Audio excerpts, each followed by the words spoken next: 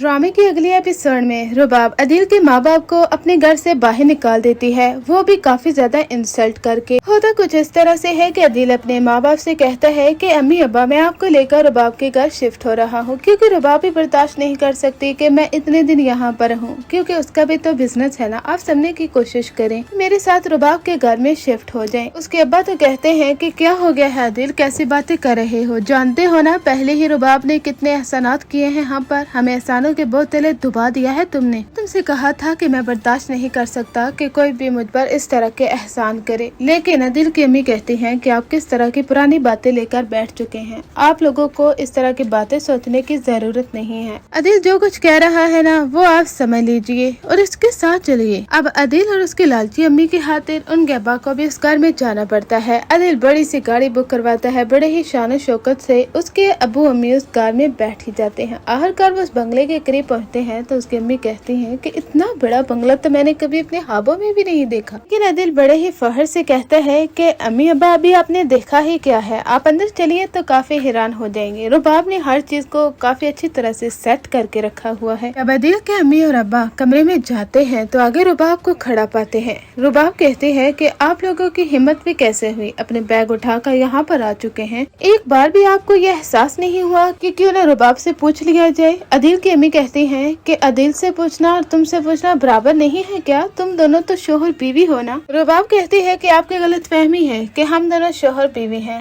शोहर ऐसा नहीं होता जो कि अपनी बीवी को चीट करे। मैंने अदील को क्या कुछ नहीं दिया, लेकिन अदील ने उल्टा मुझे ही चीट किया है। आप अपने बेटे से पूछ सकते हैं कि मैंने इसे क्या कहा था। जिस दिन भी मुझे मालूम हुआ ना कि ये अपनी एक्स शर्जीना पर नजर रखे हुए है, यानी उसे अब दोबारा से पसंद करने लगा है, उस दिन मैं इसे सब कुछ ले लूंगी और ये सड़क पर आ जाएगा। रुबाब कहती है कि अदील क्यों, बताओ ना अपने अम्मी अब्बा को कि तुम मेरे ही दोस्त के साथ मिलकर हमारे रिलेशन की बातें करते रहे, शर्जीना की तरफ तुम्हारी नजरें थी, कितने बड़े चीटर हो। आज मुझे भी मालूम हो गया है, तुम्हारे माँ बाप को भी मालूम होना चाहिए। अब इनका बोरिया बिस्तरा उठाओ और यहाँ से चले जाओ, इन लोगों की यहाँ पर कोई जगह नहीं है। आप लोगों ने तो देखा ही होगा कि कितने लोगों के साथ मैं उठती बैठती हूँ, वो लोग क्या कहेंगे कि मैंने पेंडू लोगों को यहाँ पर आने की इजाजत दे दी है। अदील को काफी बुरा लगता है। यहाँ से अदील काफी बड़े स्ट्रेस और दबाव का शिकार होने वाला है जब उसकी बीवी उसे अपने ही घर से निकाल देती है, यहाँ तक कि उसके माँ बाप के इस हद तक इंसल्ट करती है। अदील और उसकी अम्मी वो तो इसी चीज के कसूरवार हैं, क्योंकि हमेशा से शर्जीना को वो ताने देती थी कि ये अच्छी बहू नहीं है और रुबाब बहुत अच्छी है, और आखिरकार उसने अपना असली रंग दिखा ही दिया। लेकिन अदील के बाबा के लिए ये काफी इमोशनल बात होती है, क्योंकि अदील के अब्बा काफी गैरतमंद इंसान है जो कभी भी किसी का 1 रुपया लेना भी हराम समझते हैं। लेकिन अदील ने अपने आप को भी डुबाया इस दलदल में और साथ में अपने बाप को भी इंसल्ट करवा के छोड़ा।